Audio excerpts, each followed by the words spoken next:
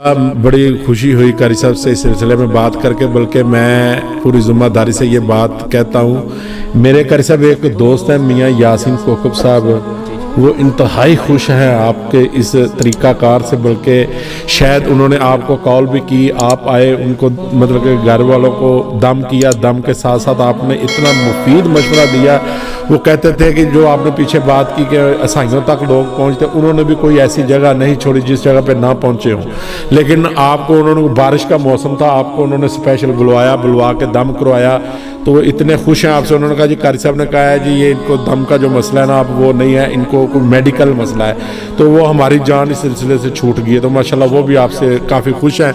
तो मैं भाइयों को इस चीज़ का मशवरा दूंगा कि कारी साहब अपना नंबर रिपीट करते हैं, तो आप रहनुमाई फ़ोन पे भी ले सकते हैं, इनको बुला भी सकते हैं। अगर ये मना करें तो फिर असी तो है या साडा तो कार्ड फिर चलते, फिर असी दूसरे तरीके ऐसा ऐसा होता है कि बाज़-औक़ात कि मसरूफ़ियत ऐसी होती है, हमें वक्त पे नहीं पहुंचा जा सकता। लेकिन बाज़-औक़ात देखें ना, किसी ने बुला लिया, उसका मसला थोड़ा कम है, हमें कोई एमरजेंसी फ़ोन आया था, मरीज़ की बहुत ज़्यादा सख्त हालत होती है, फिर हमें कई दफ़ा उनसे माज़रत करके ज़्यादा सख्त जिस पर मसला होता है हमें वहाँ भी जाना पड़ता है।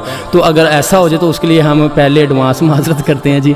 तो बाकी इंशाल्लाह हम हाज़िर हैं जी, अल्लाह के हुक्म से इंशाल्लाह। नंबर ज़रा रिपीट कर नंबर आप बल्कि आप लिख दीजिएगा, आज हो जाएगा। जोंग का भी है, जैज़ का भी है।